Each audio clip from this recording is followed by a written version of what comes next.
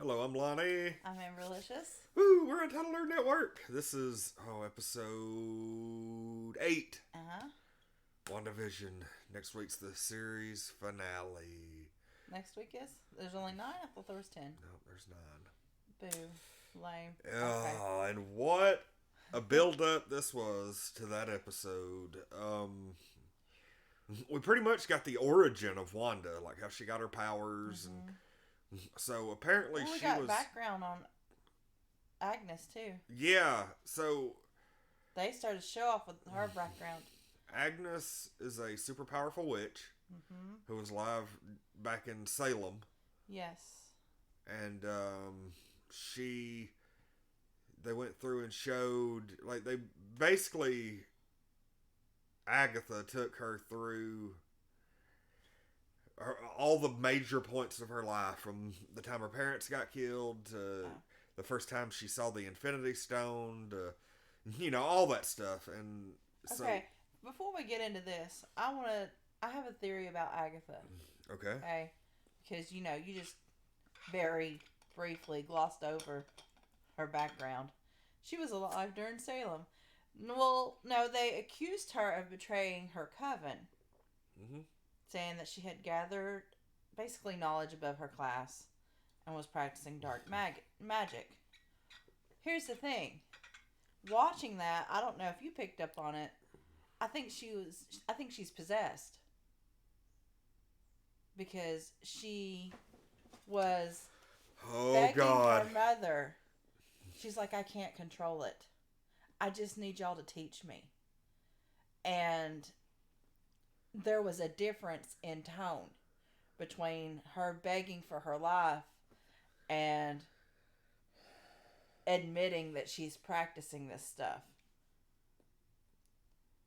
I think she's possessed. I think some entity has possessed her. Oh, here we go.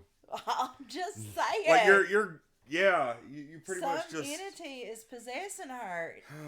Because she did it very extreme, like begging for her life to fuck y'all, to begging for her life again to fuck you too, mother. Like, look, here, you say that, and here's because I've been talking for a few weeks about the popular thing, and people are kind of getting away from it.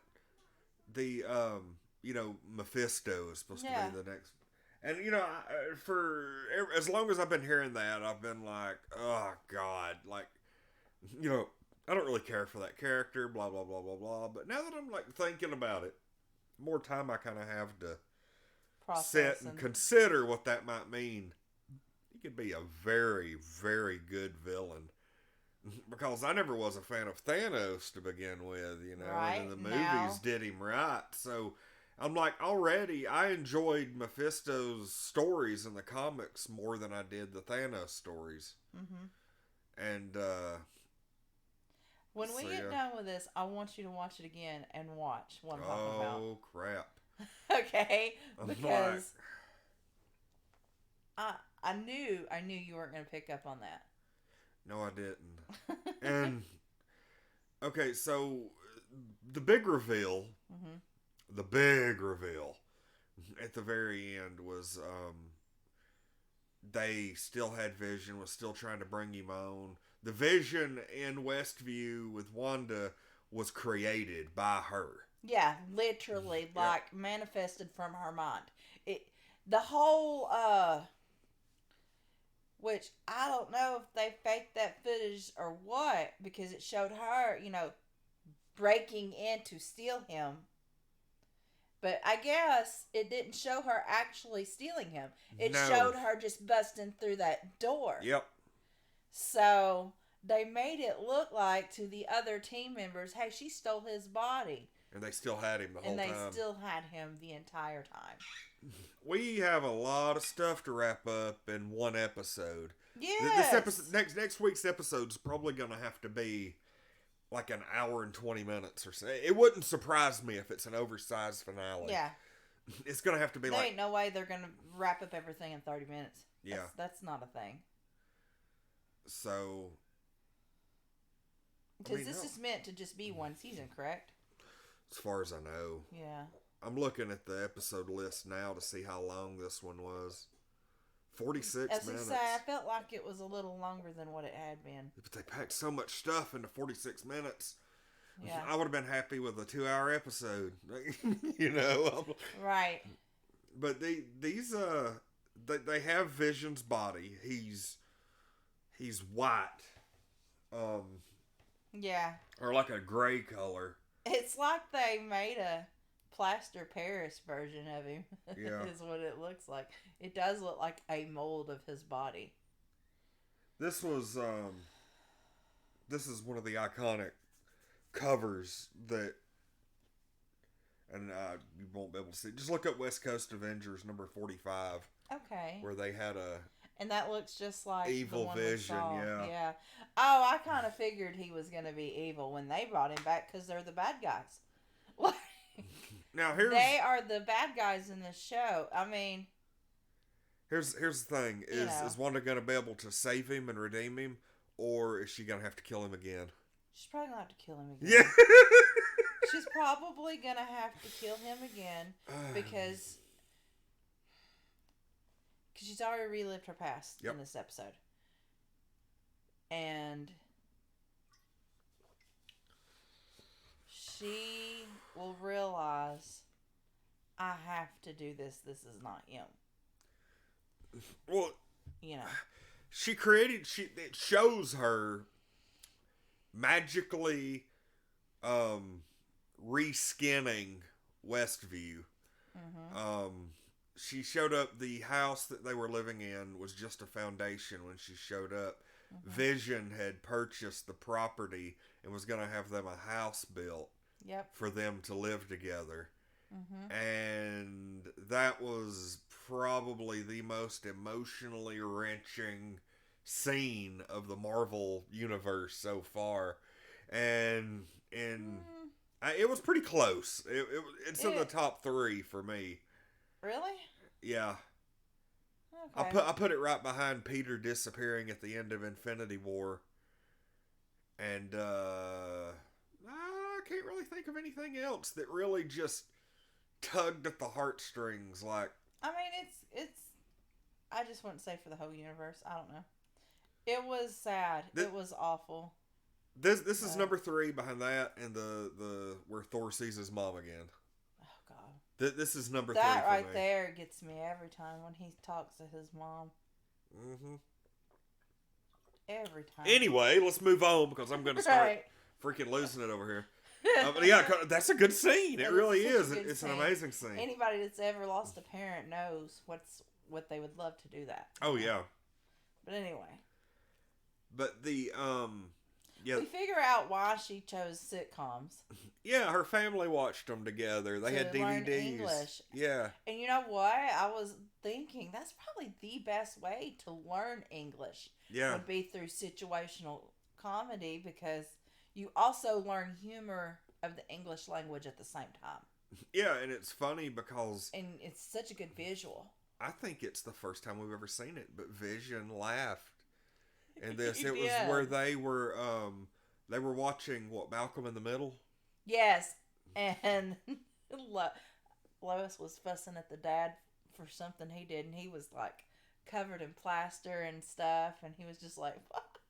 Because even though, Vision doesn't really understand humans completely, because he's, not a human, he understands the situation. And he knows that's something that would really happen, and it would be funny if it did. So yeah, it was funny to see him show human emotion, like humor. Because they said that his, I was watching Infinity War, I think, a few days ago, and that was like the last time that her and Vision were together, and I think it was like Bruce Banner or Tony Stark. Somebody mentioned that Vision is basically like a combination of the minds of Tony, Bruce, a little bit of Ultron, a bunch of Jarvis, which is the baseline. Yeah. But it's just a bunch of everybody's personalities and everything just thrown Kind of, together and yeah, mixed. that's true. So yeah, I can kind of see that. It's just neat though to see him. It was neat. Yeah, that was nice.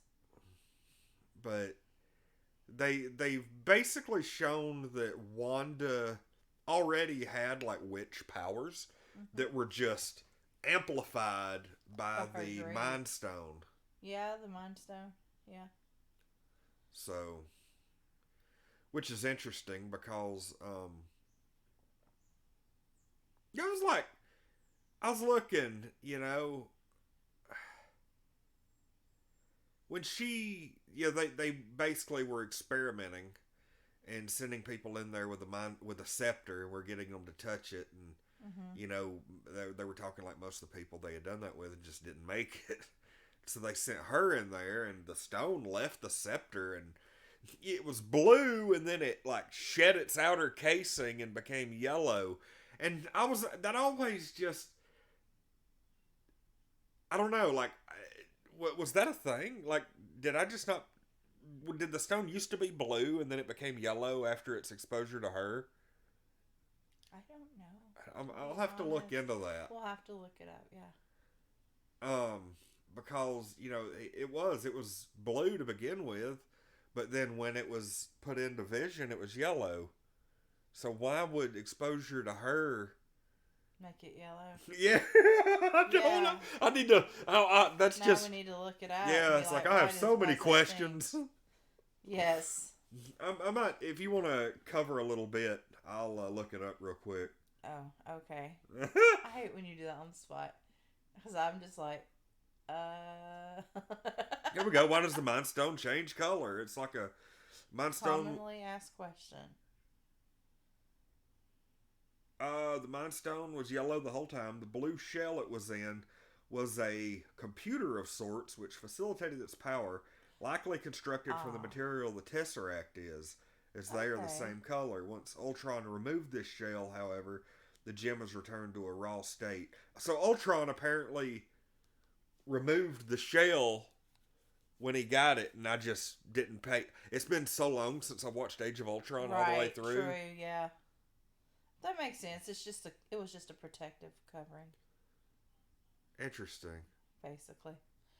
That makes sense. They all have their own little thing, don't they? Kinda, sorta. Yeah. Yeah, they all have some kind of protective, like shell or casing or something. Because the Tesseract, held the Space Stone, and then the Power Stone from Guardians of the Galaxy, the purple one, was in that little globe that, Yep. I'm trying to think, because, okay, you had the thing for the Mind Stone, and then the Soul Stone, hell, it had a planet around it. Yeah, that's why it varies for each one. Okay, so the Power Stone ended up being at Xandar. I'm trying to think of where the other ones were at. No, the Power Stone, if I'm not mistaken.